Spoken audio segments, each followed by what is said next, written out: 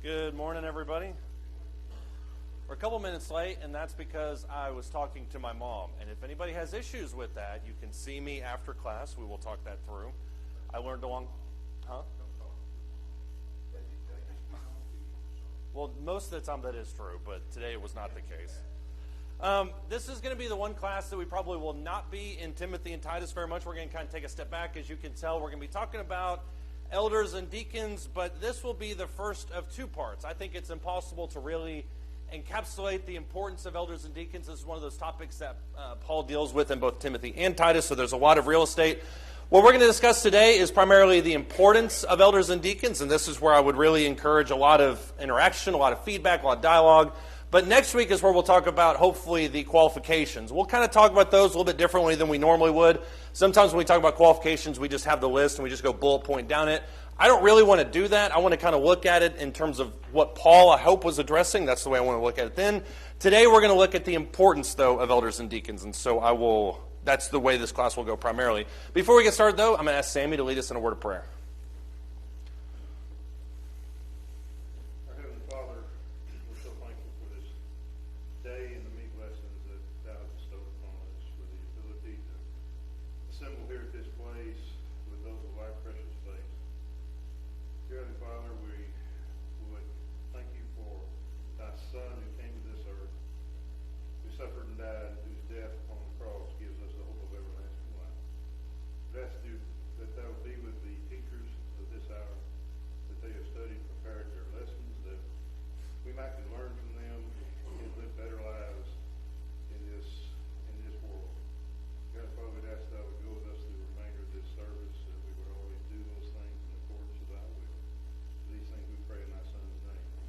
Amen. Let's begin by asking the most important question, and this one will hopefully take up 75% of the class. If not, then we will end really early. I'm setting myself obviously up for failure there. Why are elders and deacons so important? Before we get into all this, I want to kind of open it up to the floor. And Cody, you're allowed to answer in case you're self-conscious back there.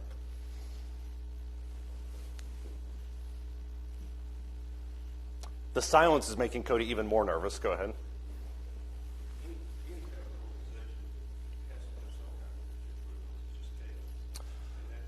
Right.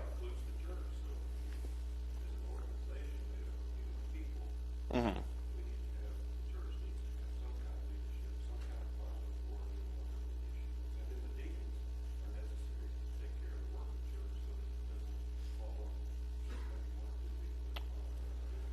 Yeah, I guess we probably should have ideally split them up and talked about why elders are important, and then talk about why deacons are important. But you kind of answer both of them right there. You do have this kind of dual system where you have the deacons that take care of roughly the physical side, and then you have the elders that take care of the spiritual side. That's the way that we encapsulate it. But I do like what you said, that there obviously needs to be some kind of leadership in any organization.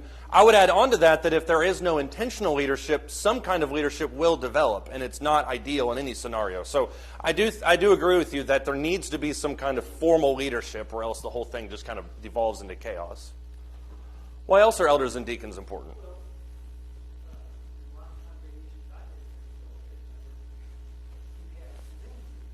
Right. Everybody loves men's meetings.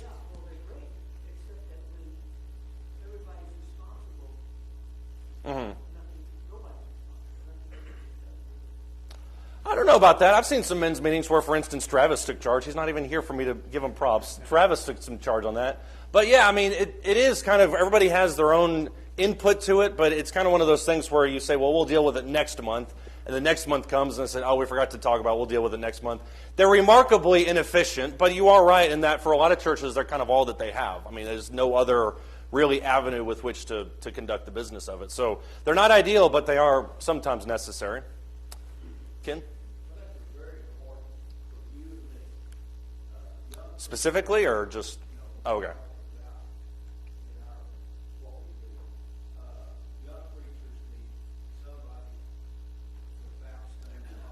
Mm-hmm.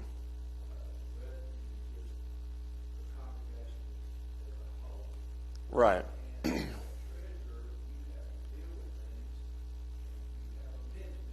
Mm-hmm.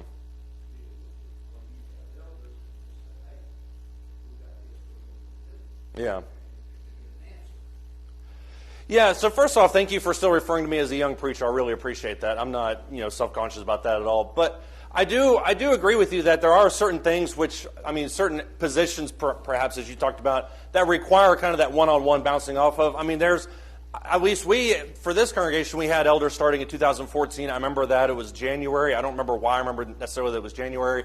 But I remember it was January of 2014, and there's a big difference, I would argue, in the way this church kind of operated beforehand and now how it operates now. There's certainly more efficiency. There's more kind of directness that I can go to, for instance, if I have questions about anything or just concerns that I have. And likewise for the treasurer, they obviously can have kind of direct line of communication. And that's the same for all of us. If there's any questions or concerns you have, you can always go to Cody or Shell or any of the deacons that have authority over those matters. Yeah. I think one of their major responsibilities is church focused on God.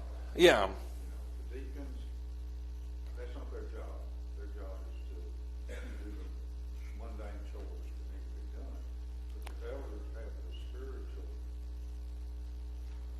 responsibility Right. to keep the congregation focused on spiritual needs.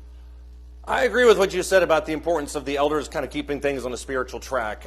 Ironically, what you said there, the second part of it, which is that the deacons have the mundane chores, that's the thing that I really want to kick back against in this class specifically, because I think that is the perception that we have sometimes, which is that the elders take care of our souls and the deacons take care of the light bulbs. And I think that there is a gross undervalue, a gross inequality of those situations, whereas when you look in the scriptures, the deacons are positions of honor, they're positions of authority, they're also positions that demand respect. And I'm not just saying that because I have a deacon at least 6 feet away from me. I do think that there is sometimes this perception that we have towards the elders and deacons that maybe we exalt one position, we denigrate the other one. And I know that's not what you're saying, but sometimes that is the attitude that we have sometimes to it. Jeff, would you like to counter back to that, or since I called you out? You don't have to, I was just, yeah. As far as the spiritual leadership, that's Right. the important key of the elders. And you have to have that spiritual leadership. Right. Make sure you're staying on doctrine, you're doing the right things, you're focused on the right things that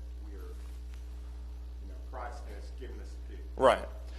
Yeah, and sometimes the mentality is when we talk about elders is we think of them in terms of CEOs. And we use that phrase primarily because we talk about the big picture vision. We have elders that, some elders in some churches are in charge of determining the spiritual theme for that year. This theme this year is decided by the elders and we're going to go in this direction. Other times we think, okay, the elders need to have kind of this 1,000-foot viewpoint of every person's soul and how they kind of operate in harmony and how the efficiency of the church. So sometimes we do have that CEO mentality of an elder where they kind of oversee everything.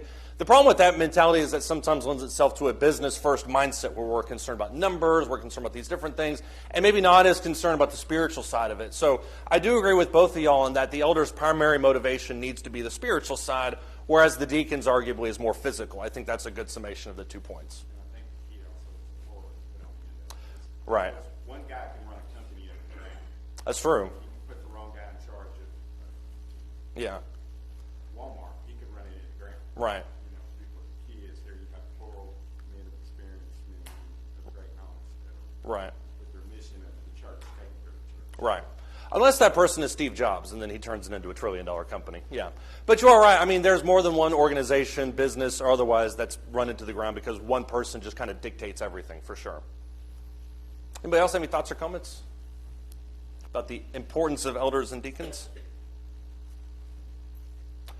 I think it's seen really in Titus, for instance, in Titus chapter 1 and verse 5, when Paul literally just says, and this is the very first thing that he says when he opens up this book, he says, I left you before in Crete so that you would appoint elders in every city, so that you would set in order what remains. What does this phrase indicate about the importance of elders and deacons?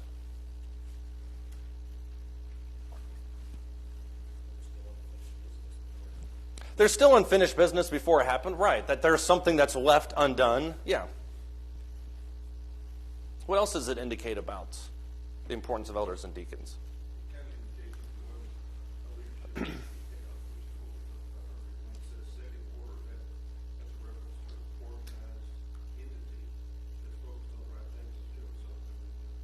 Right. If there's no formal leadership, then it does kind of devolve into chaos. There's nothing to kind of keep it in order for sure. Well, I think when you look at this, though, at least the way that I look at it is that when Paul looks at these churches and he says, I set you in Crete so that you may set in order what remains, The way he looks at this is that a church without elders and deacons is lacking something, that there's a component that is missing. That doesn't mean necessarily that it's unscriptural, because sometimes you don't have any qualified men that fill these offices. But some churches operate under the attitude that, well, elders are a luxury, deacons are a luxury, and that's just not something we really want to go through the time right now to put in place. We kind of operate with these men's meetings, and that's totally fine. But that's something that's more or less optional. And Paul certainly does not see it as optional, and I think that's worth pointing out. Yep.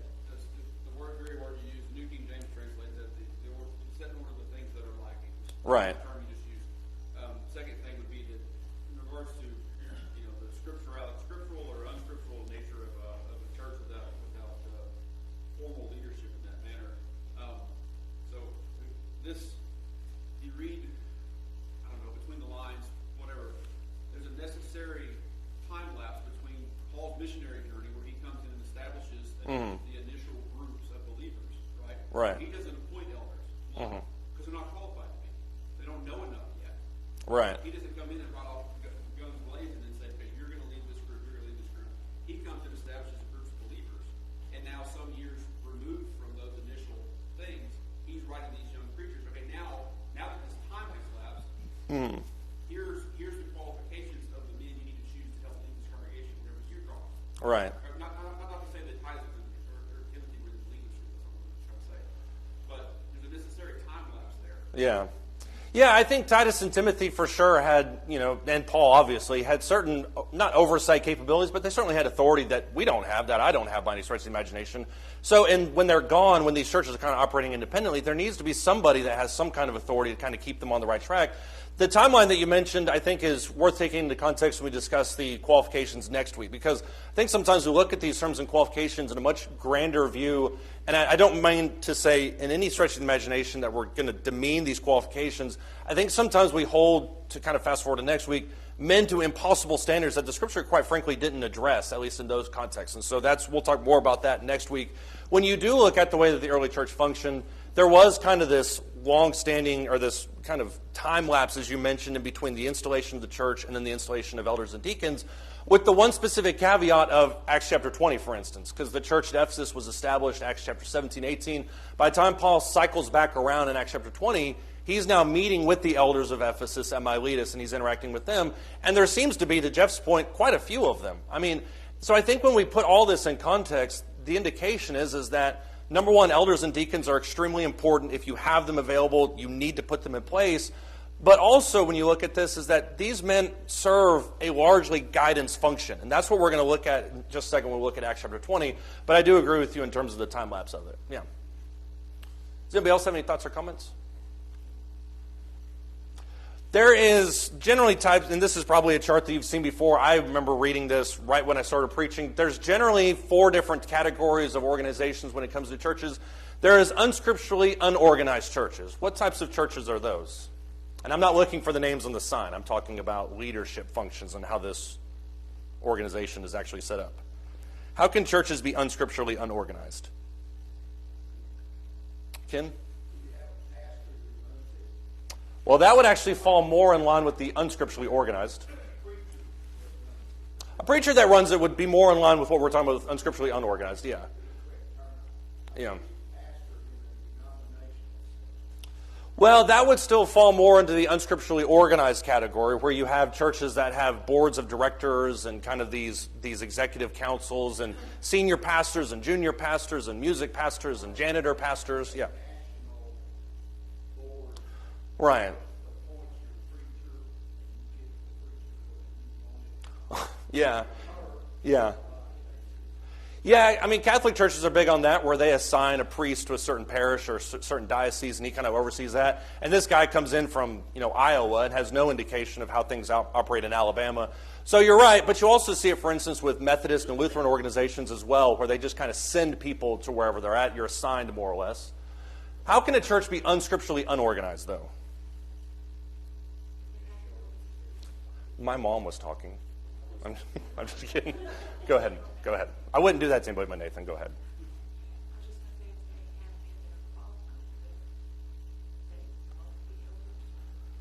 Yeah, I think that could be a part of it. I don't know if that's as intentional in terms of a negative, for instance. Like there are all sorts of churches that are organized that also have men that could be that are qualified, that just don't have the desire, which if you don't have the desire, I believe it kind of disqualifies you anyways. So I do agree with you that there are churches that could have it, that don't have it, and that might fit into this category. Yeah.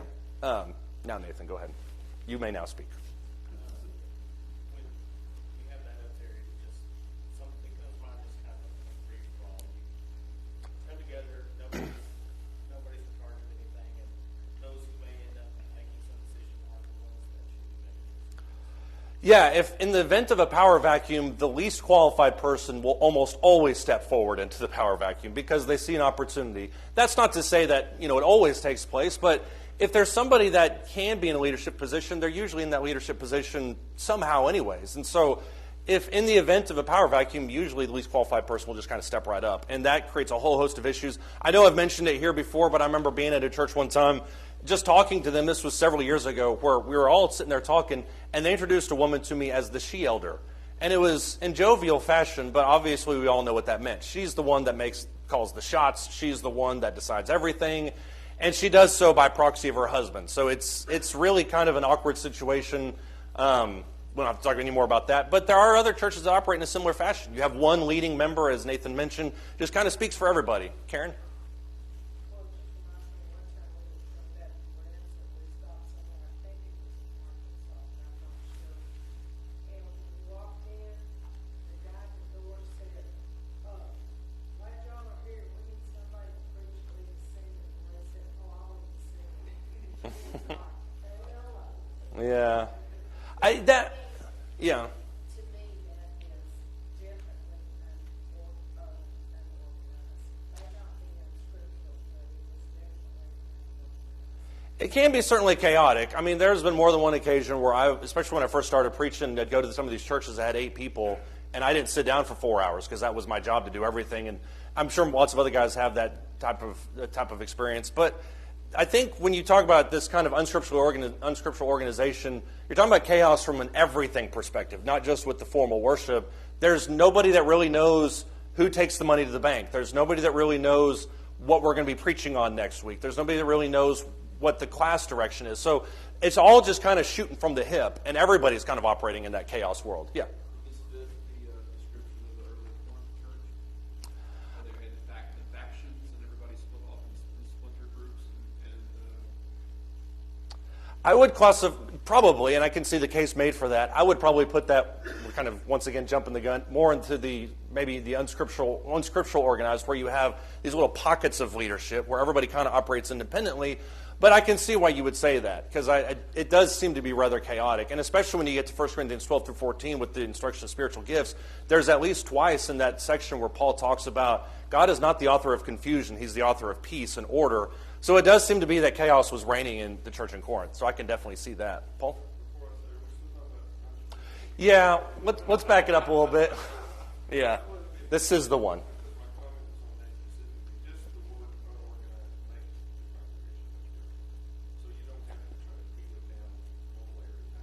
Mm-hmm. Right. If there's chaos or if there's unorganization in any form or fashion, then it's unscriptural. And that is true. I mean, and I won't disagree with that at all. Does anybody have anything more to say about this before we move to the next one? I got a little click happy there. What about people or churches that are unscripturally organized? This is where Ken would pop in with what he was talking about. Levi?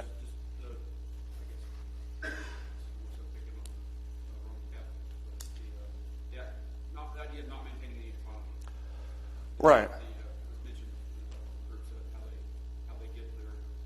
How their leadership structure, how their leadership is structured, I should say. Right.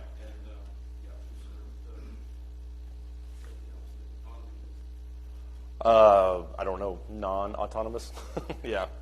I can't think of it either. The main thing to do with this is the idea that the organization comes from the mind of anybody besides God. So if I sit here in this local congregation, I say, you know what we really need to have in this congregation is we need to have, a council of 12. And that's what we're going to call them. We're going to call the council of 12, and then we're going to split it up, and we're going to have a group of guys that oversee this pocket, maybe the younger men, that we have some older women that are going to take care of the women, and that's the organization that we're going to have. Well, that just came from my brain. That doesn't come from any sort of standard that God put in place.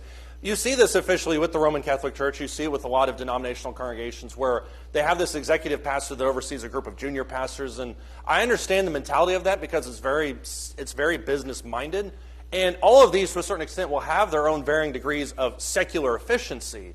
But Paul isn't really necessarily concerned about secular efficiency. He's not worried about, the do's and don'ts. He's not worried about the order of worship as much as he is the spiritual direction of the church, which once again folds into why he goes into the qualifications that he does, that we'll talk about next week. And these are more worried about the organization.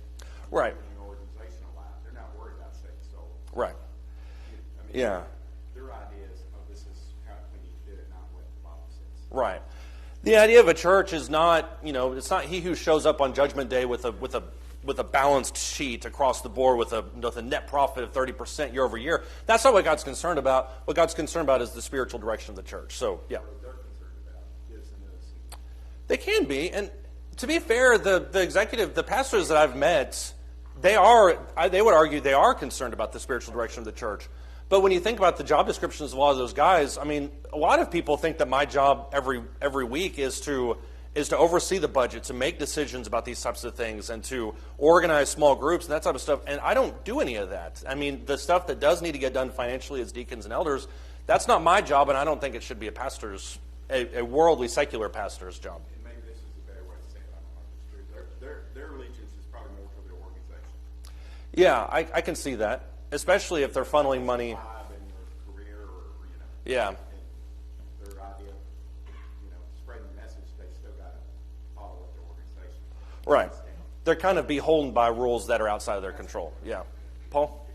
It seems to me like virtually every religious organization was planted except unscriptural organized, very organized. It's unscriptural practices and mindset topics. Yeah, I hesitate to say every organization because for some reason the Amish came into mind. I don't know.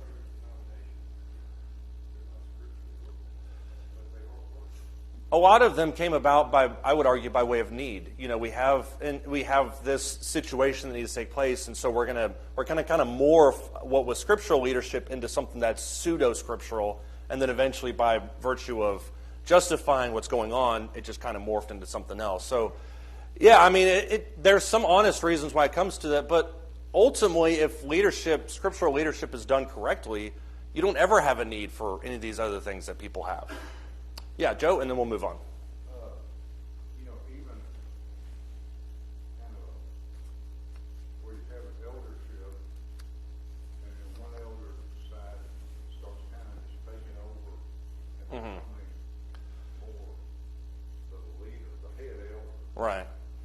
You get into the same problem, and that's just unscriptural. Yeah. And the other elders can't control him. Mm-hmm. And to me, that's time congregation has to take over and take care of it. So I'm really glad you brought that up, because that is something we don't talk about much. We tend to harp on the denominational aspect of it, but you're all right in that you can be scripturally unscripturally organized, even within the realm of being scripturally organized. If you have elders and deacons, but like you said, one elder is just going off the deep end and just kind of doing whatever he wants to. And I've seen this actually in a congregation where one elder kind of stood up and said to the other two elders, "This is the way it's going to be." And I remember talking with one of the elders. He was like, How do you uninstall an elder? How do you uninstall a deacon? Paul actually gives guidance on that. Don't receive a rebuke against an elder, with the exception of, unless you have it from the mouth of 2 or 3 witnesses, which obviously harkens back to Deuteronomy. But it's really hard when you have what looks like scriptural leadership, but what is actually functioning underneath the surface is very unscriptural. So I'm glad that you brought that, because I think that is a danger. You also have, as we talked about earlier, this idea of scripturally unorganized. This is where you have men's meetings. This is where you have these kind of other meetings, or whatever it may be called. If you're operating in this thing, there's nothing necessarily unscriptural about it, but it's certainly not ideal for the reasons that John mentioned earlier, because nothing really ever gets done in these things. There's also very little accountability. If you have, for instance, a guy that's going kind of completely off the deep end, who is going to be the one to go and approach that person on behalf of the church? How do you orchestrate this fellowshipping? How do you manage not attendance, but bringing people into the church? How do you How do you have those meetings with different people who want to become members of the church? There's a whole lot of questions that pop up when you're scripturally unorganized. And that's why the ideal is always being scripturally organized. The quicker and safely a church can get to this point, the better it will operate over the long run. That's my conviction, and that's, I think, probably where everybody kind of falls down on it too. A church that has good leadership will almost always thrive. It's when it kind of, people kind of get selfish or they kind of move away from that model that things start to go south. Does anybody have any thoughts or comments? Okay, let me ask you this. We've talked about the importance of it a little bit. What is the primary role of an elder? This is what we in the business call a slam dunk question. What is the role of an elder? Or the primary role of an elder? Shepherd the local flock, exactly. Let's look at Acts chapter 20. Almost the way in which we universally think about this concept is in terms of positive. We think in terms of we're going to steer them towards the right direction. When you look at the shepherd analogies that both Jesus uses, especially in John, and that David would use in the Psalms, where he talks about specifically thy rod and thy staff, they comfort me. The rod and the utensil that is used by a shepherd is both corrective and it's also kind of helping. You have the hook at the end of the shepherd's crook, which is designed to pull people out of the river. You also have the other end of the stick, which is designed to prod them on. The shepherd analogy is used in the New Testament for exactly the same reason. It's not the idea of just kind of having this grand plan and then just kind of hoping people move along with it. It's actual boots on the ground moving in the right direction. Look in Acts chapter 20, starting verse 25.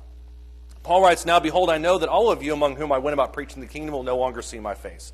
Therefore I testify to you this day that I am innocent of the blood of all men, for I did not shrink from declaring to you the whole purpose of God. Be on guard for yourselves and for all the flock, among which the Holy Spirit has made you overseers, to shepherd the church of God which he purchased with his own blood. I know that after my departure savage wolves will come in among you, not sparing the flock. Those wolves still exist in today's world. And from among your own selves men will arise, speaking perverse things to draw away the disciples after them. That's two different locations from threats, outside and inside. Therefore, verse 31, be on the alert, remembering that night and day for a period of 3 years I did not cease to admonish each one of you with tears. And now I commend you to God and to the word of his grace, which is able to build you up and give you the inheritance among all those who are sanctified. I have coveted no one's silver or gold or clothes. You yourselves know that these hands ministered to my own needs and to the men who are with me. And everything I showed you that by working hard in this manner, you must help the weak remember the words of the Lord Jesus, that he himself said, it is more blessed to give than to receive. Hearing all that, what would you say, or does it change, but what is the primary role of an elder? Does your answer change after having listened to what Paul said?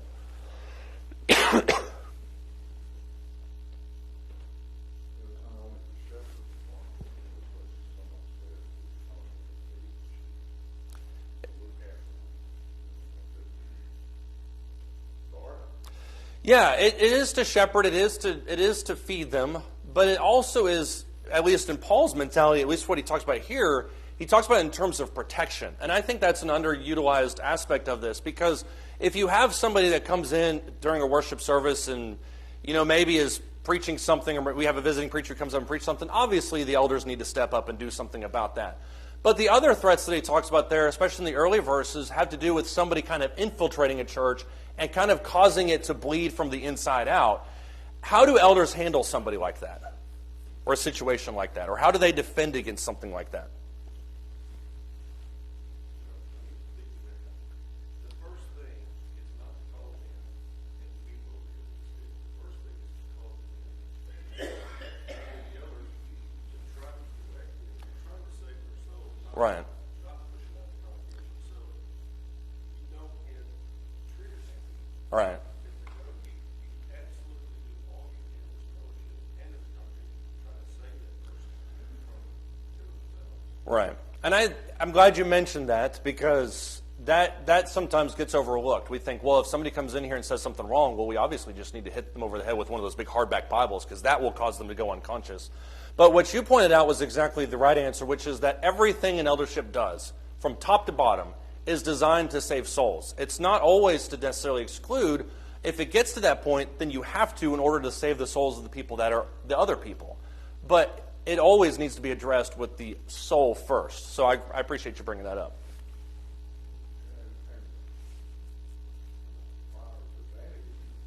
Find out where they're coming from. Right. What gave you this idea? Right. Right. Yeah. Yeah, and then address it. Even before that, what this attitude requires is vigilance. Because sometimes when somebody comes in and you don't really know who they are that well, sometimes that false doctrine or these weird ideas or this dissension that maybe somebody's just mad about something, it can get through several layers of people before the elders are even aware of it. So the perception needs to be there to look amongst the church constantly and say, okay, what are some threats? Where can we do better? Where are some dangers to the rest of the flock? And that's what I need to neutralize. Levi? Jesus, his ultimate shepherd, Right. mentioned that he says that he knows his sheep. Right. So an elder, it's one, you gave the two distinct examples. If a preacher comes in, and says, like a visiting aspect, and says something from the pulpit that is very contradictory or doesn't align with our understanding of the Bible, something like that, that's a very public nature. Yeah, that's the obvious one. Exactly. Yeah. But if an individual comes in, they're going to visit for months, right? Mhm. And they're quietly, maybe they don't have any ugly intent, but they're quietly sowing the seed of some untruth. Right. The elders aren't going to know that if they're not always. They have to be among the people. They Right. have to know the sheep. Yeah. Talk to them. Hey, how we doing here? Right. It does require an intimate understanding of it, and that once again reflects poorly on the CEO mentality, which is I just kind of stay over here and everybody else stays over there. The ideal shepherd knows the flock and doesn't just know them in terms of a handshake. They know what the specific dangers are to this group, and that's why every church is different. What are the dangers for this group? Where can we kind of go crazy? What are some threats? And like you mentioned, we sometimes talk primarily about false doctrine, and that's the way I address it, and that's what you just kind of talked about too. But Romans chapter 15 also, and 1 and 2 Timothy both address the danger that people that are just mad and just want to sow discord. Romans 15 specifically talks about people who cause dissension, factious brethren. And these are people that may stand for the truth, but just are troublemakers, and they're looking to divide congregations. Paul says you even need to be aware of those people. And when action needs to be taken, it needs to be taken. Ken? Probably going to go there, but Hebrews 13 and 17 is very explicit about Right. what they're supposed to do for us and what we need to do back. Yeah. We're not supposed to make their jobs hard. We're supposed to do what we can to make their jobs Yeah. Yeah. Yeah, Paul talks about in Timothy about not, I think he talks about in Timothy about not grieving those who shepherd no, that's Peter. Peter's talking about not grieving the elders among you because they're serving for your benefit.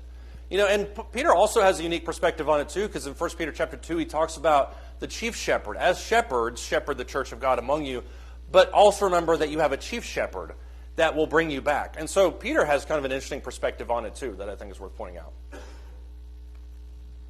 Why does he talk, and we'll spend just 1 minute on this, why does he mention in verses 33 down through verse 35 about how he didn't take anything from anybody? Why does he spend 3 verses talking about what he gave? He spends a whole sermon really talking about what he gave. But why does he feel the need to say, I didn't covet anybody's silver or gold? It's motivation, right. And that once again goes back to if an elder desires a good word or desires to be an elder, then he desires a good thing. That's why the qualifications talk about somebody who's blameless, somebody who's not greedy. He wants them to know that there wasn't any external motivation for why he did what he did, except out of a pure love for their soul. Now, does that mean that elders can't be paid? No, they can be. That's what he talks about in Timothy when he says elders can be considered worthy of double honor. If they need to be paid, there's nothing wrong with that. But that's not the motivation by which an elder should be seeking that office. And it doesn't just have to be financial. It can be societal. Some people become elders just because they want that prestige. They maybe want that on their resume. It's nice to talk about. There's no external motivations except the salvation of people's souls. That's why he talks about that there. It also shows that they're common people. They're just everyday people. Yeah. He's doing these everyday jobs. Mm-hmm. And so there's no honor. He's not accepting any honor on himself. He's just a humble guy. Right? Yeah. He doesn't take anything away from it. He gives and gives. The only things he takes away is the satisfaction of knowing that he did a good job. Yeah. Sandra?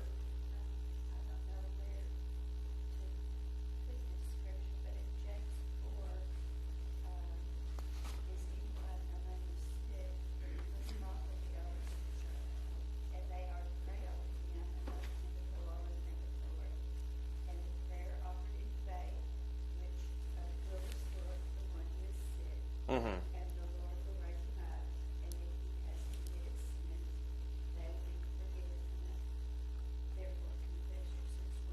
Right. There is other aspects of just this congregation and operation. Right. Or organization of Mhm. the elders. There is a connection to each of us Mhm. that he has with God. So it's Yeah. it's not that he has superhuman powers. I'm not saying that, but in that position, these scriptures specifically say, call upon the elders. Yeah. And ask them to pray with you, for you. Yeah. And I know that these other scriptures talk about the correction of saving soul. I understand that. Mhm. But it says, if you have sinned. Right. So it implies that you may not. You may just be sick. Yeah, the spiritual component, the spiritual healing aspect of James 5, I think is unique to that time period. But what you're talking about reflects the broader understanding of what our relationship with elders should be, which is that we should call on them when we have times of need. I mean, you know, if you go 2 chapters earlier in James chapter 3, he says, let not many of you become teachers, for you will incur a stricter judgment. What that states is that the people who are tasked with, or the people who are teaching, the people who have, you know, any kind of visible occupation, they're going to be held to a different standard because of the authority, because of their influence, whatever that may be. Elders are held to a similar standard. Elders are called to be not necessarily teachers, but at least able to teach. They have to at least be able to teach. And so elders, in that sense, are also called to a standard of which they're responsible in some form or fashion for how other people are living. That equates to a very real sense of trust between myself, between the elders, between everybody here, between the elders. Anytime that trust is abused on behalf of either party, then a church fractures really, really quick. So you're right, that James chapter 5 does talk about the importance of that trust within that relationship. Like you said, you can go to the elders. Mhm. Any kind of question. We need to feel that way too. We need to be able to have that kind of relationship. Right. It says, I need to ask a question. Right. And can you help me Right. to understand Right. what God wants us to handle? Right. So we should have that kind. It's not that they are strangers and holding a position over us. Right. It is a working relationship. Right. Levi mentioned, I know my sheep and my sheep hear my voice. That goes both ways. And if those questions happen to come at 2:30 in the morning, then so be it. There's nothing wrong with that. Yeah. Cody just gave me a really mean glance. Let me ask you this. Let's keep moving because we've only got about 15 minutes left. What is the primary role of a deacon?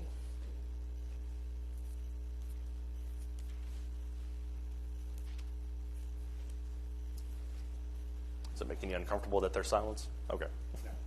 I'll speak for a second. Go ahead. I think their role is just to make sure everyday things get done. That, I think, is it. And if I can be bold, I think it also sells it short a little bit. But I do think that that is it in a nutshell.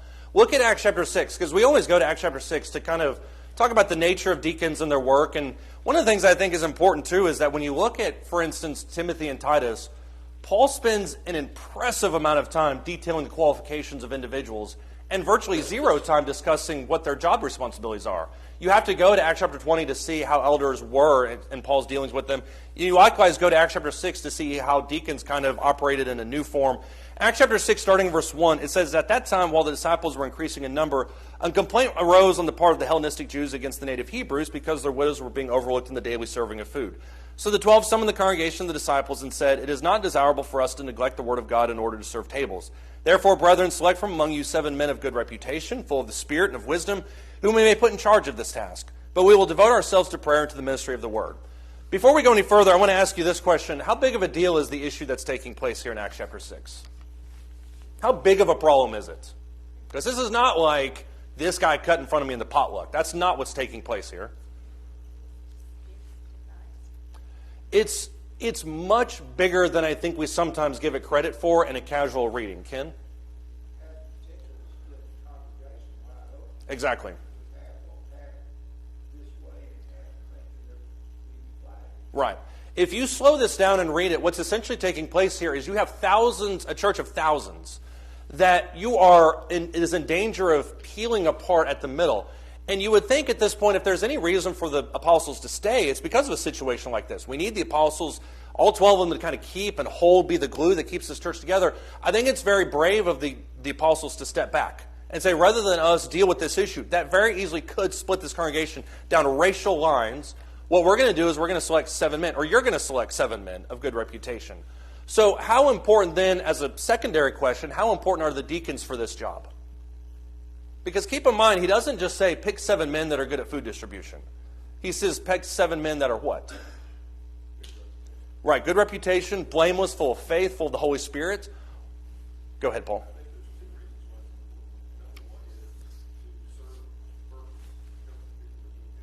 Mm-hmm.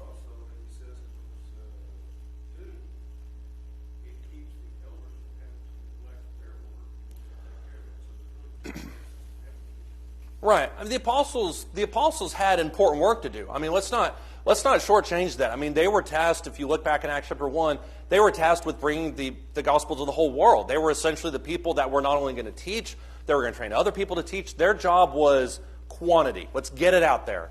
Staying for 7 years in Jerusalem was not the best use of their specific skill set. But we can put 7 men in charge of these types of things that can take care of this. So when you look at this situation, it's not just about food distribution, it's also about the way in which this situation is handled.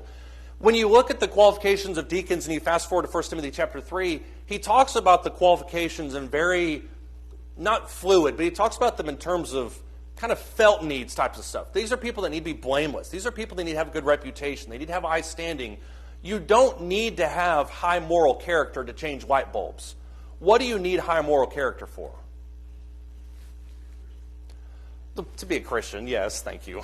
You are right, you're not wrong. What do you need high moral character for as a deacon? It's not to change light bulbs.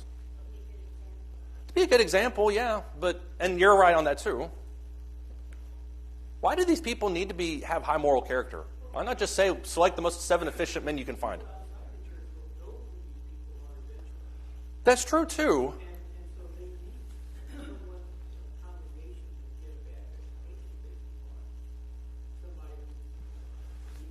Yeah, but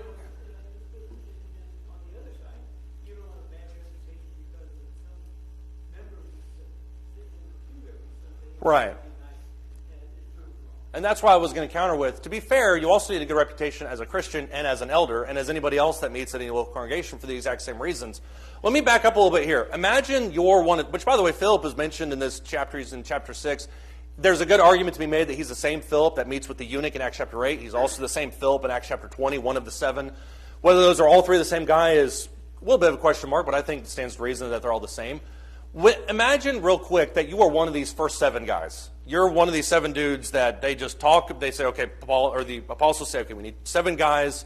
Y'all go find 7. Your name comes up.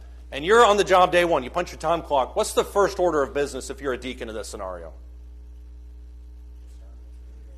What's that? Okay, maybe discern what's really going on. Let's take inventory. Let's see what's happening here. What else is your order of business? It is service. You're right. How can I serve? How can I do what needs to be done? Yeah.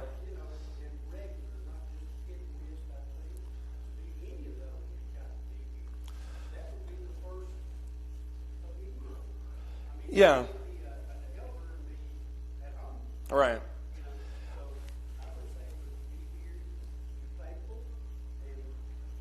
Mm-hmm. Yeah, I think serving is what I'm going to talk about here in a second. And you're both right. If I can have a 1C on this, what I would argue is one of the very first things to do, and of course I'm not a deacon, so I have no understanding of this situation.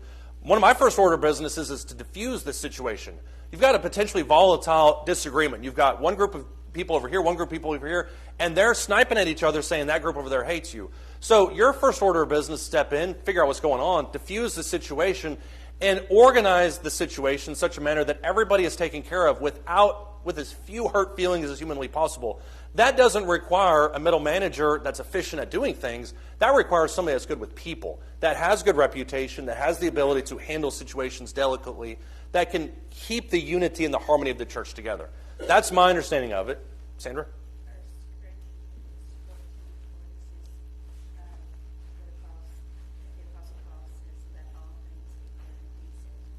Right. They help make sure that it's all done orderly, Mhm. not confusion, so that they can operate smoothly. Right. It needs to be operating smoothly. It needs to be operating efficiently, but it also needs to be handled in a way that is thoughtful, I guess, for lack of a better phrase. That I've determined what needs to be done. And I think both of these occupations, elders certainly, obviously, but deacons also possess a certain air of authority and understanding of their local flock. Maybe not in a spiritual sense, but deacons do still have an understanding of the local flock in terms of their physical needs. One of the best descriptions of deacons that I ever read was several years ago. Somebody described them as ministers of mercy. And I think that's a good way to put that, because when you think about the local situation taking place in Acts 6, the perspective as a deacon walking in is saying, okay, these are people that are obviously at odds with each other. I need to fix this situation in a way that keeps the harmony and it also still takes care of things. That requires quite a bit of thought and consideration and understanding, and I would argue the moral virtues that he talks about there. When you look, for instance, in Romans chapter 16 with Phoebe, Phoebe was not a deacon, but the same word of servant is used in regards to her. Phoebe was kind of that same character, looking around, seeing what I can do, seeing how I can help. That's kind of the same attitude that deacons in a formal sense have. Somebody have any thoughts or comments on that?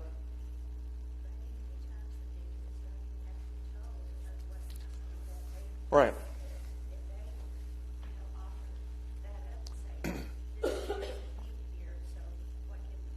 Right. Right. That's exactly right. Elders operate largely invisible. I would argue that we don't see, myself included, half of what they do. Deacons, I would argue, are even more invisible, because they get together as a group and say, okay, I know sister so-and-so needs this, I know brother so-and-so needs this, so let's figure out a way that we can anticipate those needs, other needs of people, and let's solve those needs for them. Because that's exactly what was taking place in Acts chapter 6. Levi? Oh, I hate these types of questions. Yeah, I lose anyway. Full disclosure, total setup. Okay, thank you. So, I know we're kind of using the apostles here, and we're, for purposes of our discussion, we're just considering them the eldership of this group, right? Right. More or less considering them in that role. That's fair. Is that fair? Yeah. So, this issue, this possibly congregation dividing issue was brought to the eldership. Mm-hmm. And because before you said something a while ago, I had a different thinking about this, about the way this played out, and I want to see what you think about it. So, I was of the impression that the apostles here, they made a ruling on how this should be handled without even talking about it. I mean, I don't mean discussing among themselves. I mean, there is nothing recorded that says, well, we should be taking care of the Hellenistic widows. Right. We should be taking care of those people, and so, but that shouldn't be our responsibility. So we're going to appoint some guys to do it. But that was my understanding. That's my understanding of how this played out.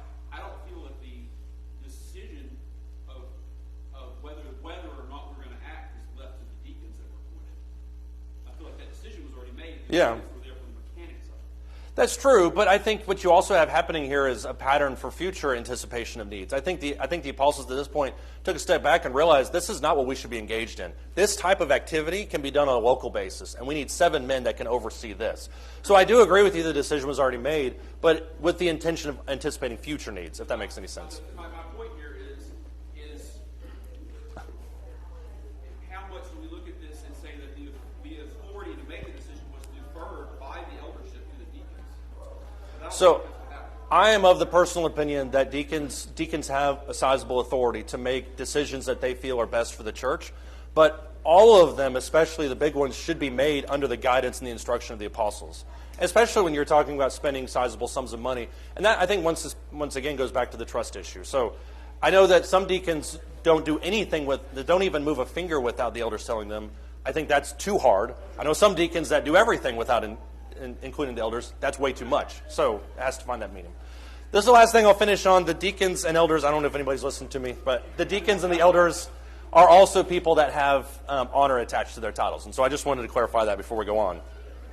Thank you, everybody. We'll pick up with the qualifications next week. Oops, sorry. Let me go back.